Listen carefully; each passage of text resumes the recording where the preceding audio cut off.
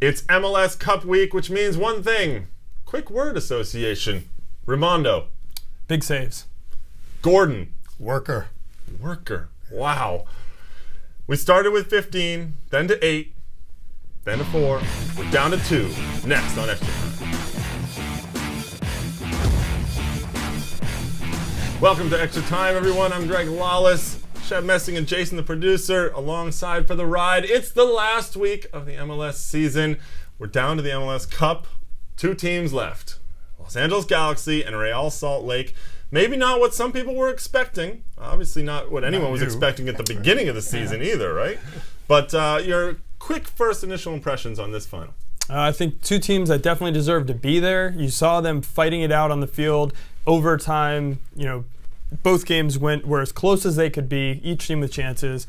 But in the end, the teams that deserved it got there. I actually think this could be a great final because tactically and stylistically, they're really 2 very different teams. Yeah, Real Salt Lake a little slower in the build-up, but LA, they go for the jugular right from the start, don't they? Well, we're going to be breaking down that a little bit more. We're going to talk to coaches from both teams later on this week. In Act 2, it'll be LA, and Act 3 will be Real Salt Lake. But first, guys, let's look back at the weekend that was.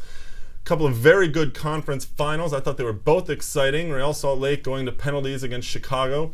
LA getting that win against Houston at home. And Shep, there were all kinds of problems at the Home Depot Center. There were the power outages and things like that. It was tough on the players. What was it that LA did that allowed them to outlast Houston? Well, first of all, because of the power outages, it's kind of a dysfunctional game, so no team can really get into a flow, ebb and flow, the rhythm not there. But 30% at least of all goals, set pieces. I think the big players for LA came through. David Beckham, the free kick. Omar Gonzalez wins the ball. Berhalter tucks it away, and then Landon Donovan seals it with the PK. Set pieces determine the game. Yeah, you saw Ricketts making a huge save on Ching. Talking about set pieces, Houston scoring a goal, having it called back. If you ask me, I think it was a foul. Ching barreled over AJ De La Garza. But if you're Houston, I'm sure they're not thinking the same thing. Well, you have to imagine, because I agree with you, that really hurt them, I think. But this is a veteran team from Houston, and they weren't really able to recover from that, I don't think. After that goal, they never really mounted much of an attack, and you wouldn't have expected that, I don't think, from this Houston side and what they've gone through. One question that comes up for me, is this sort of the end of the Houston era that we've been in the last 3 or 4 years? Are that core, they're getting a little older, there are good chances that Ricardo Clark and Stuart Holden may not stick around next season. Is this it?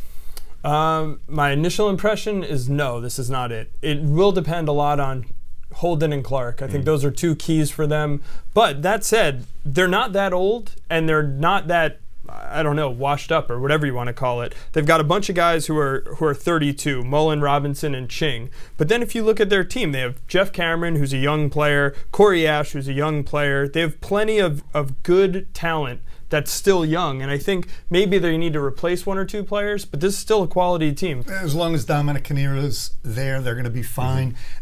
Again, these are 2 very good teams battling each other. Perhaps if the game had been a home game in Houston, would have been a different result.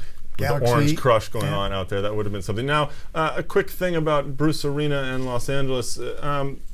I've been curious about it. This has rehabilitated his reputation in many ways after the New York fiasco, if you will, which wasn't really his fault, I don't think, the way it went down in New York. And this one, he's come back and proven, no, he is a championship guy as a coach.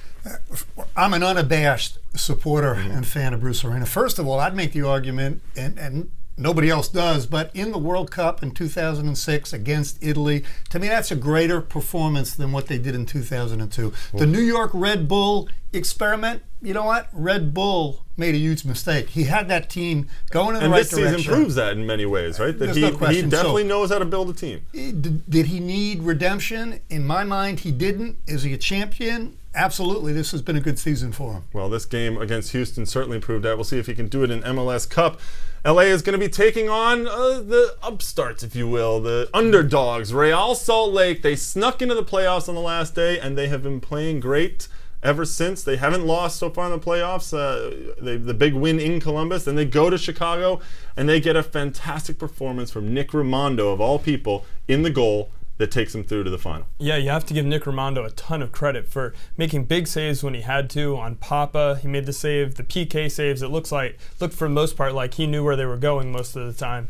I think the only other thing you really need to credit is his back line. His back line, they were scrambling, they were fighting, they were scratching, they did everything they could to keep Chicago off the board. Olave was a monster in this game. I thought he was covering a lot of ground, and he was very physical with Brian McBride, and that made a huge difference. I think the whole team, Salt Lake, was tremendous. Rimando, what matters to me about goalkeeping, he's always great when it counts. Now, John Bush kept his team, Chicago, in the game in the first half. I was shocked at Chicago. I thought they played more like the away team. Credit to Salt Lake. I agree with you on that one. And one of the things that I noticed was Blanco. Where was Blanco in this game? This is the kind of game where you would expect your DP, a guy who loves to entertain, to really show up and do his thing. And as certainly as the game went on, he got tired and he was done after. By the time they got in extra time, he was done. But he just didn't seem to have that flair that he had the week before against New England.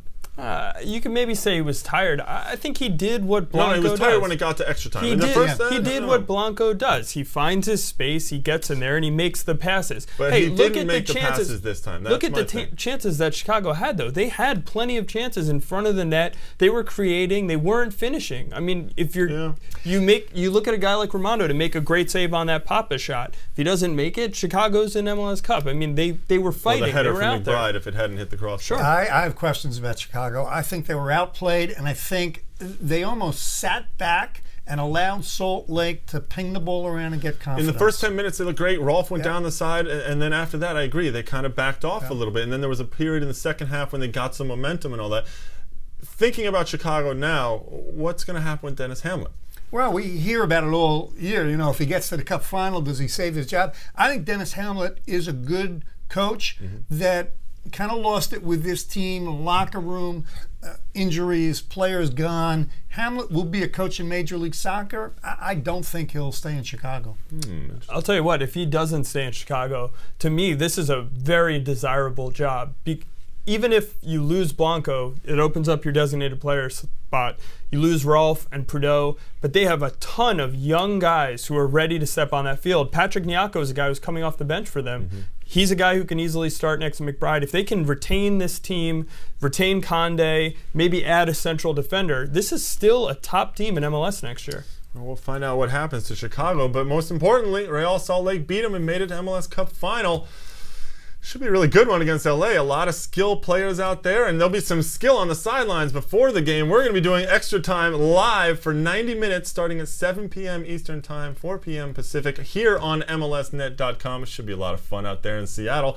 Also this week, we're going to be talking to coaches from both sides on Act 2 and in Act 3, so be sure you check those out.